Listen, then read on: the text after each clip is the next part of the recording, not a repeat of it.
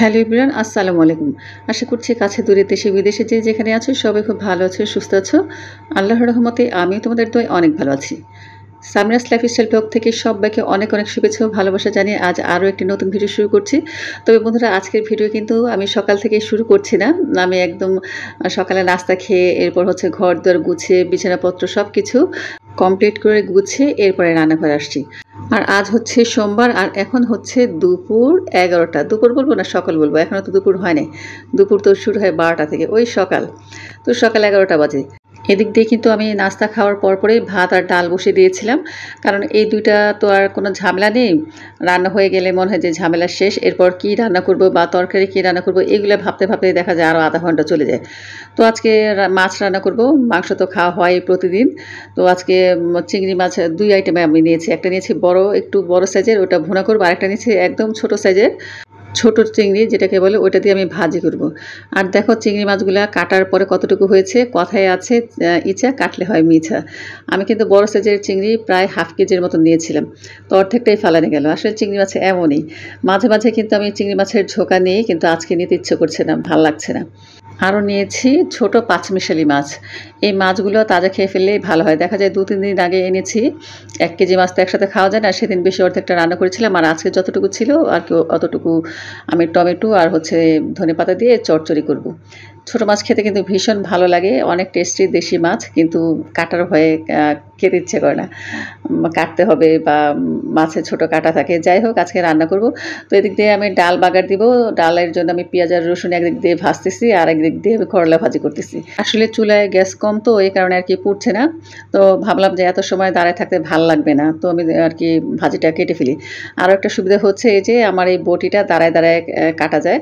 তো এই কারণে দেখা যায় আমার কাছে ভালোই লাগে, দাঁড়ায় একদিকে রান্না করছি আর একদিকে কোটাকুটি করছি।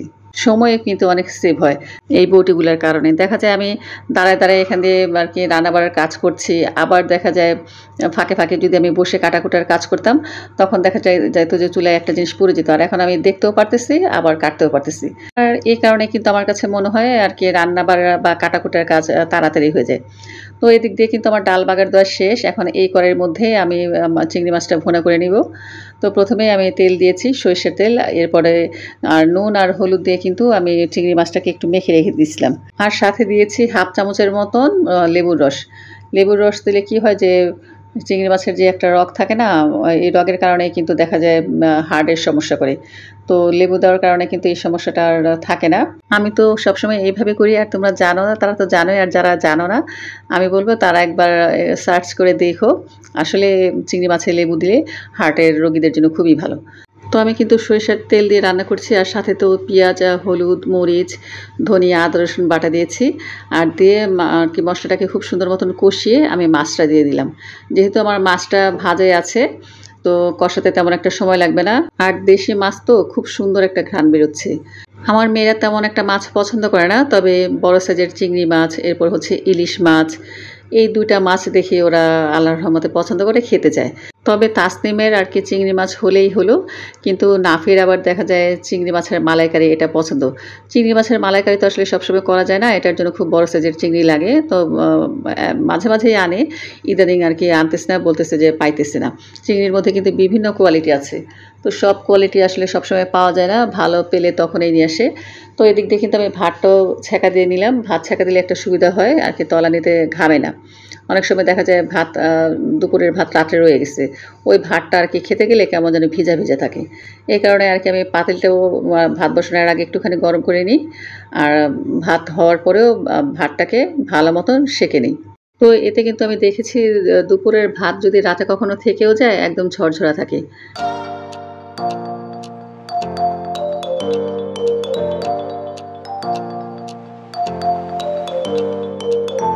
চিংড়ি মাছ কিন্তু ভোনা হয়ে গেছে, এখন আমি উস্তা ভাজিটা বসাবো। তো প্রথমেই আমি সরিষার তেল দিলাম, আর এরপরে আমি কুচু চিংড়িগুলো দিয়ে দিলাম। আর এই চিংড়ি মাছগুলো দিয়ে হালকা ভাজবো, বেশি একটা ভাজবো না। এরপরে দিয়েছি আমি 2 টেবিল চামচের মতন রসুন। রসুনটা যখন ব্রাউন কালার হয়ে আসছে, তারপর কিন্তু আমি পেঁয়াজ দিয়েছি। আর পেঁয়াজ দিয়ে কিন্তু বেশি একটা ভাজবো না, অল্পই ভাজবো। তো এদিক দিয়ে হতে থাকুক। আর এখানে আমার আর কি মেয়ে আসছে, বলছে যে আমাকে একটা ডিম পোস্ট করে দাও। তো আরেক চুলায় ওকে ডিম পোস্ট করে দিচ্ছি। আসলে আমাদের গৃহিণীদের এমনই, এক হাতে বলে বেলা 10টা কাজ করা লাগে, এই হচ্ছে অবস্থা। আর এই যে দেখো আমার ছোট বোন কী করতেছে, আমি এই ক্লিপটা কিন্তু কাটতে পারতাম কিন্তু কাটি নাই। ওকে আমি একটা ড্রেস সেলাই করতে দিছি, আমার ঘরে সেলাই মেশিন আছে একটা, আবার সেলাই কাজ টুকিটাকি জানে, বেশি ভালো জানে না। তো ওইটা একটু আর কি ছোট করতে হবে। তো আয়শা আমাকে মাপতেছে যে কতটুকু লম্বা দিবে, যে আমি বলছি এই ভিডিও চলতেছে কিন্তু অমনি দৌড়ে চলে গেছে। মানে আমার এত হাসি পাইতেছে, এ কারণে আর কি আমি ভিডিও ক্লিপটা রেখে দিলাম, কাটলাম না তোমাদের সাথে শেয়ার করার জন্য। আর তোমাদের কেমন লাগলো বন্ধুরা জানাইও কিন্তু কমেন্ট করে। তো ভাজি হতে থাকুক, আর এখান দিয়ে আমি আর কি কাঁচামরিচ দিব। এই যে দেখো দাঁড়ায় দাঁড়ায় কাটার কত সুবিধা, এখান দিয়ে রান্না হচ্ছে, এখান দিয়ে কাটাকুটিও হচ্ছে। আমার করলা ভাজি কিন্তু হয়ে গেছে, এখন নামাবো। আর যেহেতু চিংড়ি মাছ দিয়ে রান্না করছি, তাই একটুখানি আমি হলুদ দিয়েছি আর কি, ওই যে মাছ মাখানোর সময় দিয়েছি, এতে কিন্তু ভাজিটা অনেক হলুদ হয়ে গেছে। দেখতে ভালো লাগে না, কিন্তু খেতে ভালো লাগে। আর এখন আমি রান্না করব সবার লাস্টে পাঁচমিশালি মাছ। এই মাছটা যেহেতু অনেক পছন্দ আমার বরের, এই কারণে এটাকে আমি সবার লাস্টে রান্না করছি, একদম ফুল এফোর্ট দিয়ে রান্না করব। আমি কিন্তু মাছটাকে প্রথমেই সুন্দর করে ধুয়ে নিয়েছি, একদম মানে সাদা ধবধবে যখন হয়েছে তখনই আর কি মাছটাকে ধোয়া অফ করেছি। আবার এটা ভাইবো না যে ধুইতে ধুইতে আমি একদম মাছ মানে ভেঙে ফেলছি, মাছ কিন্তু একদম গোটা গোটাই আছে। তো আমি প্রথমে তো মাছ নিয়েছি, এরপরে দিয়েছি পেঁয়াজ কুচি, এরপরে কাঁচামরিচ কুচি, এরপরে দিলাম হলুদ বাটা, মরিচ গুঁড়া, হলুদ বাটা না হলুদ গুঁড়া, মরিচ গুঁড়া, ধনে গুঁড়া, এরপর হচ্ছে 1 চামচের মতন আদা রসুন জিরা বাটা, আর দিয়েছি সরিষার তেল। তো এগুলি দিয়ে খুব ভালো মতন আমি এই মাছটাকে মাখিয়ে রেখেছি 10 মিনিট। আর 10 মিনিট মাখানোর পরে এই যে এখন আমি দিয়ে দিলাম এখানে অল্প পরিমাণ পানি, এই 1 কাপ পরিমাণ হবে। তো এখন আমি চুলায় দিয়ে দিব, আর আমি এখন ঢাকবো না, আগে বলক উঠুক এরপরে ঢাকবো। আর গতকাল কিন্তু আমি ধনেপাতা পুদিনা পাতা আনিয়েছিলাম, তো সেখান থেকে ধনেপাতাটা আমি ফ্রিজে রেখে দিয়েছিলাম বেছে। তো দেখলাম যে একটুখানি ঘামায় গেছে, ভিজা ভিজা। আসলে আমি তো সম্পূর্ণ শুকায়ে এরপর ফ্রিজে রাখি নাই, এই কারণে এই অবস্থা। তো দেখা যায় ফ্রিজে যদি থাকতো পচে যেত, এই কারণে ভাবলাম যে তরকারিতে দিব, বের করে দেখি, বের করে ভালোই হয়েছে। তো যতটুকু আমার লাগবে নিলাম, আর বাকিটা আমি আর কি শুকাই এরপর ফ্রিজে ভরে রেখে দেবো। এমনি কিন্তু আমি আর কি ধনেপাতাটা বেছে রেখে দিয়েছিলাম পলি ব্যাগে, যেহেতু ভিজা অবস্থায় ছিল তো এই কারণে আর কি ভিজা ভিজা রয়ে গেছে। তো এই যে নামানোর আগেই দিয়ে দিলাম ধনেপাতা। আর এই মাছ কিন্তু বেশি নাড়াচাড়া করা যায় না, তাহলে কিন্তু ভেঙে যাবে। এমনি তো ছোট মাছ, নরম মাছ। আর যেহেতু পাঁচমিশালি মাছ আর কি এভাবে হাতে মাখায় রান্না করে খায় আর কি, ভেজে খায় না, ভেজে খেলে ভালো লাগে না। তো এই যে দেখো ঝোলটা শুকিয়ে গেছে, যখন তেলটা উপর থেকে ভেসে আসছে তখনই কিন্তু আমি চুলার জালটা অফ করে দিয়েছি। আর এদিকে তো আমার হাজব্যান্ড খেতে বসছে, সে বলছে যে যা হয়েছে তাই দাও। তো আমি বলছি যে খেতে থাকো। তো ওকে আমি প্রথমে ভাজি দিয়েছি আর ডাল দিয়েছি, জানি যে ডাল দিয়ে তো আর খাবে না, ভাজি দিয়ে খেতে খেতে এরপর তরকারি দিয়ে আসছি। তো সে খাচ্ছে, আমি এখন খাবো না, আমার অনেক কাজকর্ম রয়ে গেছে। যে আজকে আবার খালা আসে না, কী যে ঝামেলায় কাজের খালারা করে, মানে প্রতি মাসে 10-12 দিন কামাই দিবে। মানে বলা আছে কিন্তু মাসে 3 দিন ছুটি কাটাবে, কিন্তু সেখানে 10 দিন 12 দিন, যাই হোক ওটা নিয়ে আর প্যারা নাই, মানে সয়ে গেছে, এখন আর কিছু মনেও করি না, আর গায়েও মাখাই না। তো নিজের কাজ নিজেই করে ফেললাম। আর এক হিসেবে কিন্তু আমি দেখেছি নিজের কাজটা যদি নিজে করি না, সে কাজে মানে একটা তৃপ্তি লাগে, একটা ভালো লাগে।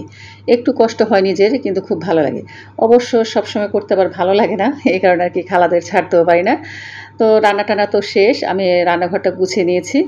আর মেয়েরা বলছে কয়েকদিন ধরে বার্গার খাবে, তো ওর বাবাকে বলছিলাম লেটুস পাতা আনার জন্য। ঘরে সব কিছু আছে আর কি বার্গার বানানোর জন্য। বার্গার বানও আমি বানাতে চেয়েছিলাম, শুধু আর কি লেটুসের অভাবে বানাতে পারছি না। তবে লেটুস পাতা দিলেও হয়, না দিলেও হয়, কিন্তু আমার আর কি একদম সব কিছু যদি 100% সব কিছু ঠিকঠাক থাকে, তবে কিন্তু সেই জিনিসটা বানাতে আর কি ভালো লাগে। তো যেহেতু মেয়ের এই চিকেনটা বের করেছে, আর আজকে আমি চিকেনটা বেরও করে দিই নাই, বের করছে আমার ছোটো বোন, ওর চাচামেচির ঠেলায়। আমি বলছি যে প্রতিদিন কিসের চিকেন খাওয়া। তো আমার বোন বের করে দিয়ে বলে যে ঠিক আছে বের করে দিছি, আগে ভাত খা, পরে আর কি মুরগি ভাইজা খাইস বা যা খুশি তাই করে খাইস। ওই যে মাছ রান্না করছি, এই কারণে আর কি দোনো মেয়ে কান্না শুরু করছে, ভাত খাবে না, বলে কেমন লাগে, কী জ্বালান যে জ্বালায় এই দুইটা মেয়ে। না ছোটো মেয়েটা অত একটা জ্বালায় না, ছোটোটারে তো খাওয়ানো যায়, কিন্তু বড়টা বেশি জ্বালায়। তো এই যে এখন আমি মাংসটাকে সুন্দর করে ধুয়ে নিয়েছি, আর আমি কিন্তু 2টা থাই পিস থেকে স্লাইস করে কেটে নিয়েছি। আর হাড়ের সাথে কিন্তু কিছু মাংস রয়ে গেছে, ওইটা আবার আমি চিন্তা করেছি আদা রসুন আর একটুখানি মরিচের গুঁড়া দিয়ে আমি ফ্রাই করে ফেলবো। তো ২ থাই পিস থেকে ২ স্লাইস আমি করে নিলাম বার্গার বানের জন্য। প্রথমে কিন্তু আমি হ্যামার দিয়ে একটুখানি থেতলে নিয়েছি। এতে করে মাংসটা একটু পাতলা হয়েছে আর ভেতর পর্যন্ত কিন্তু মসলাগুলো যাবে। তবে এই কাজটা কিন্তু চাইলে কেউ ছুরি দিয়ে অথবা হামানদিস্তা থাকে না? ওইটা দিয়ে হামানদিস্তার যে লম্বা ডান্ডাটা থাকে ওইটা দিয়ে একটু ছেঁচে নিলে হয়। এর আগে অবশ্য আমি একটা আরকি ভিডিওতে দেখিয়েছিলাম অল্টারনেট হিসেবে কি করা যায়। আমার ওই ভিডিওটার লিঙ্ক ছিল কিন্তু তান্দুরি চিকেন। চাইলে কিন্তু তোমরা সার্চ দিয়ে দেখে নিতে পারো আমার চ্যানেল থেকে। তো আমি ডিটেইলস বেশি বললাম না। তো প্রথমে কিন্তু আমি এখানে গোলমরিচ, এরপর হচ্ছে একটুখানি পাপরিকা পাউডার, একটুখানি আদা রসুন বাটা, তারপর হচ্ছে সয়া সস, এরপর শুকনো মরিচ গুঁড়া, চিলি গ্রিন চিলি সস যেটা আমার ঘরে ছিল, একটু লেবুর রস, এগুলো দিয়ে কিন্তু আমি ভালো মতো স্বাদ মতন লবণ দিতে হবে। লবণ ছাড়া তো হবেই না। তো সব কিছু দিয়ে কিন্তু আমি ভালো মতন আরকি এই যে পিস ২ টাকে মেখে রেখে দিব।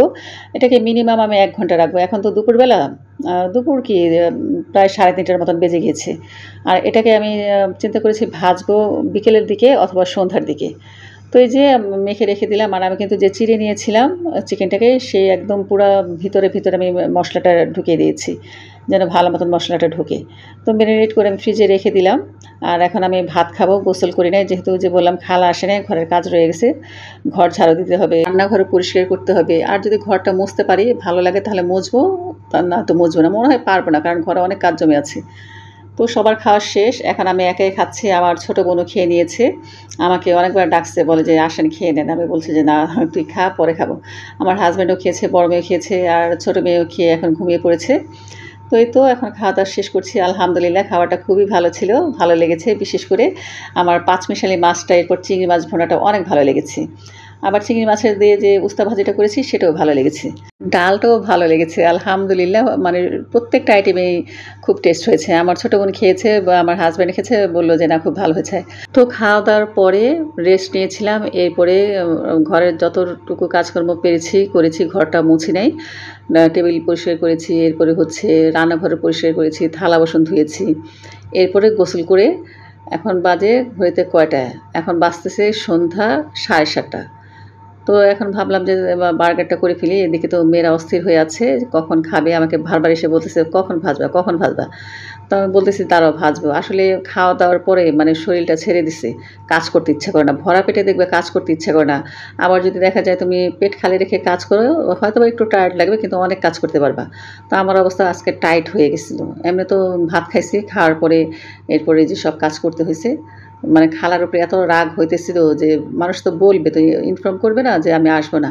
আর আমার এমন একটা মোবাইল, মানে মোবাইলের মধ্যে এখন আমি নাম্বার সেভ করছি, দেখে নাম্বার থাকে না, বুঝি না কেন নাম্বার পাইই না। তো যাই হোক, এই যে এখন রান্নাঘরে চলে আসছি আর এই যে চিকেন বের করে নিয়েছি।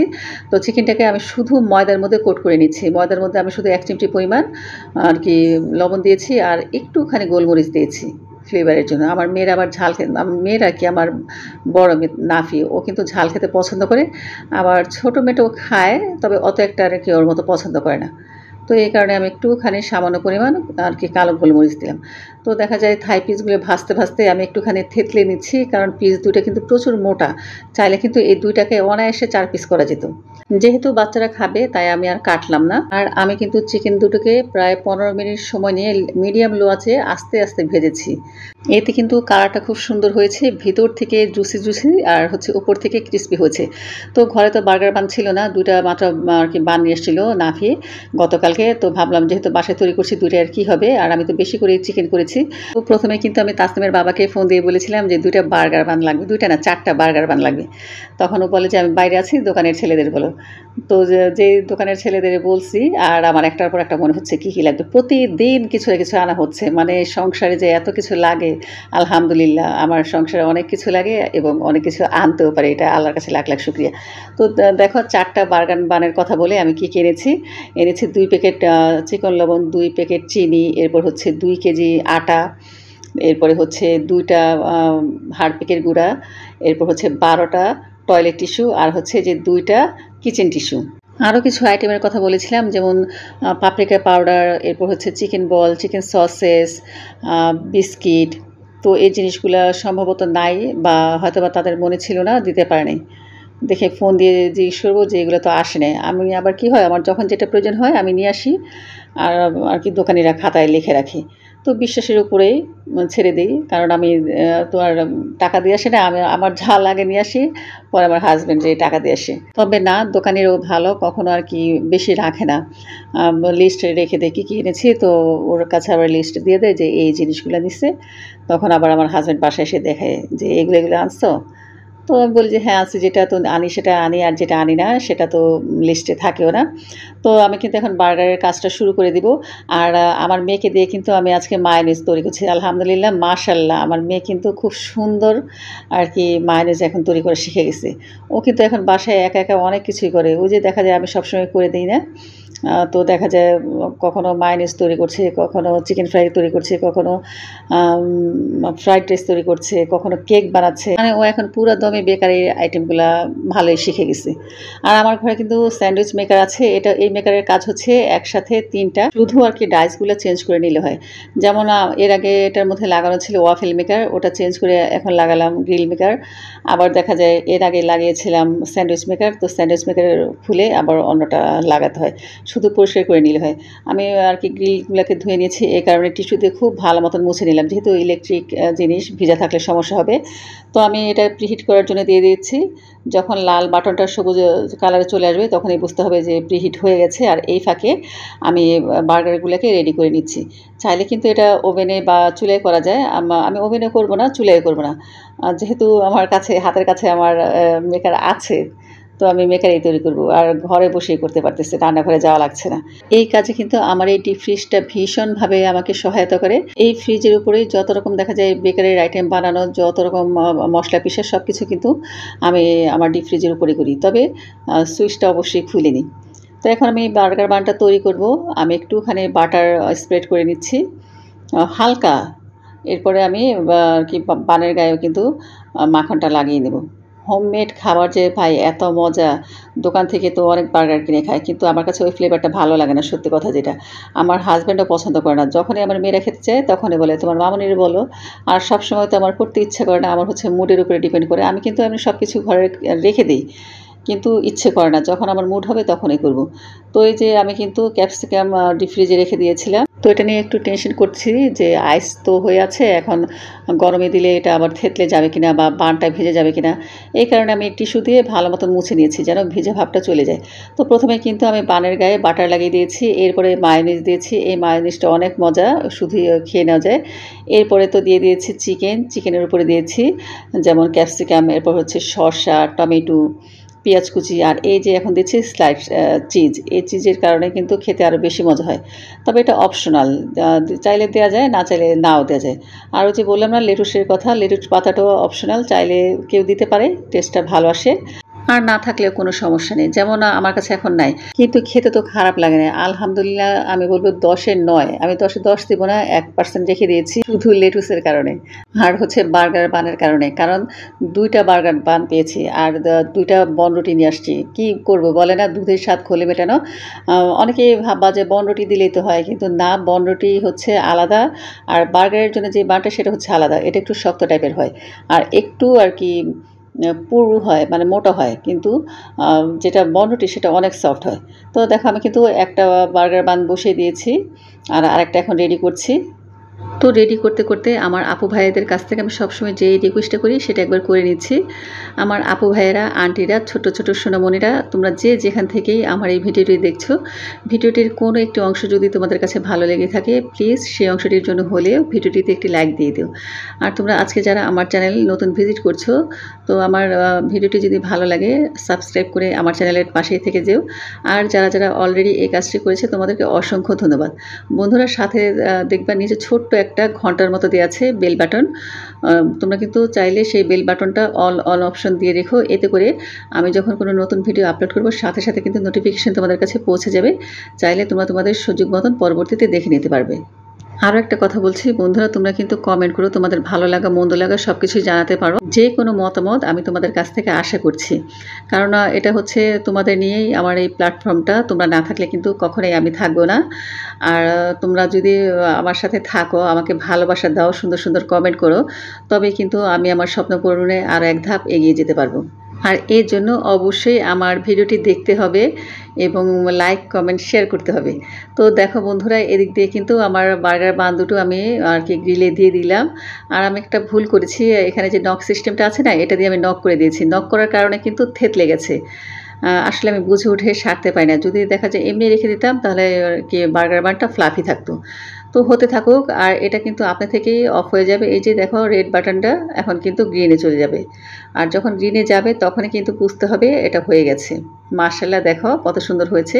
একটুখানি ডেবে গেছে কিন্তু সুন্দর একটা ক্রিস্পি কালার আসছে। এরপর আমি আরও ২ টা আর কি বান দিয়ে দিয়েছি। এই ২ টা কিন্তু আমি চুলার মধ্যে সেঁকে নিয়েছিলাম বাটার দিয়ে, মনে আছে? সেই ২ টা। তো এটা আর তোমাদের দেখালাম না। একটা জিনিস আসলে বারবার দেখিয়ে ভিডিও লং করা দরকার নেই। আর এটা তোমাদের দেখাচ্ছি একটা কারণ আছে, যে এখন যে আমি বার্গারটা তৈরি করছি না, এটা হচ্ছে পাউরুটি। জানি না কেমন হবে খেতে, আমি কখনো পাউরুটি দিয়ে করি নাই। এ কারণে আর কি তোমাদের দেখাচ্ছি। তো সে আগের সিস্টেমে ১ম এ বাটার দিয়েছি, এরপরে মায়োনিজ দিয়েছি, এরপরে চিকেন, দেন ভেজিটেবল যেমন ক্যাপসিকাম, শসা, টমেটো, পেঁয়াজ, এরপর আবার একটু সস দিয়েছি। মানে যেহেতু বনরুটি তো, তাই আমি একটু আর কি বেশি টেস্টি হওয়ার জন্য সব কিছু বেশি বেশি দিচ্ছি। আবার উপর থেকে কিন্তু আমি বাটার দিয়ে দিলাম, টেস্টটা যেন ভালো আসে। আর এই যে এদিক দিয়ে দেখো তাসনিম আর হচ্ছে আমার ভাগনা, তারা দুজন দাঁড়ায় আছে খাওয়ার জন্য, কখন খাবি। এদিক দিয়ে কিন্তু নাফি কিন্তু একটা নিয়ে গেছে, সে অলরেডি বসে বসে খাচ্ছে। আর আমি ওদের এক্সপ্রেশনটা দেখার জন্য দাঁড়িয়ে আছি আর কি, ভিডিওটা অন করে দাঁড়িয়ে আছি, দেখি ওরা কী করে। মানে এই যে দেখো ওদের এক্সপ্রেশন দেখলেই বুঝতে পারবা যে এটা কতটা মজা হয়েছে, সেটা ওদের খাওয়া দেখলেই বোঝা যাচ্ছে। আর আমার হাজব্যান্ডের জন্য রেখে দিয়েছি। টোটাল তো আর কি ৩টা গেল, আরও ৩টা আছে। তো ওদের জিজ্ঞেস করলাম যে সস নিবে নাকি, বললো যে হ্যাঁ নিবে। তো সস তো ওদের খুবই পছন্দ, তো ওদের একটুখানি সস দিয়ে দিলাম। এটা খেতে সস লাগে না, কারণ ভেতরে পর্যাপ্ত পরিমাণ সস দেওয়া আছে। তো তারা খেতে খেতে এখন ড্রয়িং রুমে চলে গেলে, বসে বসে টিভি দেখবে আর খাবে। আর এই যে বললাম না ৩ পিস আছে, এই যে এটা হচ্ছে বার্গারের যে বান সেটা, আর ওই ২টা হচ্ছে পাউরুটি দিয়ে। তো আমি ১ম এ পাউরুটিটা দিয়ে একটু টেস্ট করে দেখব। আমার হাজব্যান্ডের জন্য আমি ভালোটাই রেখে দিই সবসময়। ঘরের কর্তা বলে কথা। তবে জাস্ট যোগ করলাম। আমি কিন্তু পাউরুটিটা দিয়ে খেতে চাইছি এই কারণে যে আমার বোঝার জন্য টেস্টটা আসলে কেমন। তো মাশাআল্লাহ টেস্টটা খুব ভালো, মানে খুবই ক্রিস্পি হয়েছে। তোমাদের আমি শব্দটা শোনাতে পারছি না। তবে দেখলেই বোঝা যাচ্ছে এটা একটু হার্ড টাইপের দেখা যাচ্ছে। খুব সুন্দর। আর বাটার দিয়ে করেছি তো, ভিতরে আবার চিজ দেওয়া আছে। খেতে খুব ভালো লাগছে।